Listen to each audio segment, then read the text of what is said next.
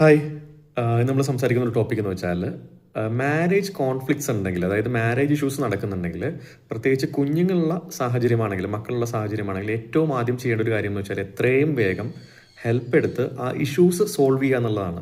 അപ്പോൾ അതിന് either from friends, families and relatives അല്ല, അതായത് കുടുംബക്കാർ, നമ്മുടെ ബന്ധുക്കൾ, കൂട്ടുകാർ എന്നുള്ള ആളുകളെ ഇൻവോൾവ് ചെയ്യിച്ച് എന്താണ് ഓരോരുത്തർ എക്സ്പീരിയൻസ് ചെയ്യുന്ന ബുദ്ധിമുട്ട്, ഹസ്ബൻഡ് എക്സ്പീരിയൻസ് ചെയ്യുന്ന ബുദ്ധിമുട്ട് എന്താണ്, വൈഫ് എക്സ്പീരിയൻസ് ചെയ്യുന്ന ബുദ്ധിമുട്ട് എന്താണ്, അത് പരസ്പരം സംസാരിച്ച് പരിഹാരങ്ങൾ കണ്ട് അതിനൊരു സൊല്യൂഷൻ എടുക്കുക എന്നുള്ളതാണ്. കാരണം ഇതെടുത്തില്ല എങ്കിൽ ഏറ്റവും കൂടുതൽ ഇതുകൊണ്ട് എഫക്റ്റ് ആകപ്പെടുന്നത് കുഞ്ഞുങ്ങളാണ്.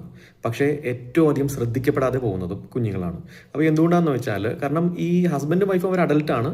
അവർക്ക് വരുന്ന ഇഷ്യൂവിൽ നിന്ന് വരുന്ന സ്ട്രെസ്സും സ്ട്രെയിനും കാര്യങ്ങളൊക്കെ അവർ പുറത്ത് പോയി പല രീതിയിൽ വെൻ്റ് ഔട്ട് ചെയ്ത് അവർ അവരുടെ ഉള്ളിലെ ആ സ്ട്രെസ്സ് പുറത്ത് കളയും. കാരണം മേ ബി അവർക്ക് ഫ്രണ്ട്സിനോട് കാര്യങ്ങൾ സംസാരിച്ച് വെൻ്റ് ഔട്ട് ചെയ്യാം, അവർക്ക് അവരെ റിഫ്രഷ് ചെയ്യാനായിട്ട് അറിയാം, അല്ലേ? ആ ഒരു സ്ട്രെസ്സ് വരുന്ന സമയത്ത് എങ്ങനെ അതിൽ നിന്ന് പുറത്ത് കിടക്കണം എന്ന് അവർക്കറിയാം. മേ ബി പുറത്തുനിന്ന് പോകുന്നു, ട്രാവൽ ചെയ്യുന്നു, അല്ലെങ്കിൽ എന്താ പറയുക, പലതരത്തിലുള്ള കോപ്പപ്പ് സ്ട്രാറ്റജീസ് ചെയ്യാൻ അവർക്കറിയാം. പക്ഷെ കുഞ്ഞുങ്ങൾക്ക് ഇതൊന്നും അറിയില്ല.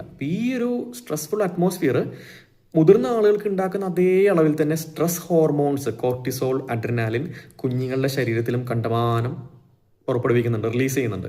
കുഞ്ഞുങ്ങളുടെ ബ്രെയിനിനെ, അവരുടെ ബോഡീനെ ഇത് വളരെയധികം എഫക്റ്റ് ചെയ്യുന്നുണ്ട്. അവരുടെ ഗ്രോത്തിനെയും ഡെവലപ്മെൻറ്റിനെയും വളരെയധികം എഫക്റ്റ് ചെയ്യുന്നുണ്ട്. അതേപോലെ തന്നെ ഇത് കൺസിസ്റ്റൻ്റ് ആയിട്ട് തുടർന്നു കഴിഞ്ഞാൽ കുഞ്ഞുങ്ങൾ മുതിർന്നു കഴിയുമ്പോൾ ഒരു മെൻ്റൽ ഡിസോർഡർ ആയിട്ട്, അല്ലെങ്കിൽ പേഴ്സണാലിറ്റി ഡിസോർഡർ ആയിട്ട് ഇത് കണ്ടിന്യൂസ് ആയിട്ട് വന്നു കഴിഞ്ഞാൽ കുഞ്ഞുങ്ങൾക്ക് എഫക്റ്റഡ് ആവും.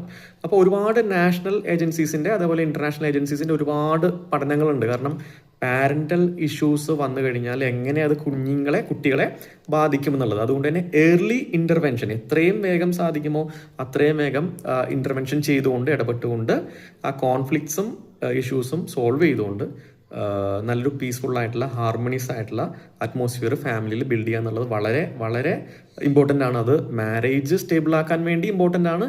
അതിലും വളരെ ഉപരി അതിൻ്റെ ഇമ്പോർട്ടൻസ് എന്ന് പറഞ്ഞാൽ കുഞ്ഞുങ്ങളുടെ സേഫ്റ്റി എന്നുള്ളതാണ്. കാരണം അവർക്ക് സ്വന്തമായിട്ട് കാര്യങ്ങൾ പറയാനും അവരുടെ അവസ്ഥ ഇതാണെന്ന് പറയാനും കഴിയാതെ ആ സ്ട്രെസ്സും സ്ട്രെയിനും ഒക്കെ എടുത്ത് ഉള്ളിൽ അതൊക്കെ കൊണ്ടു കിടക്കുന്ന കുഞ്ഞുങ്ങളുണ്ട്.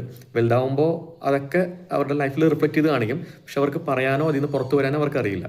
So if a marriage issue is there, the first thing to do is as soon as get the help and solve the issues എന്നുള്ളതാണ്.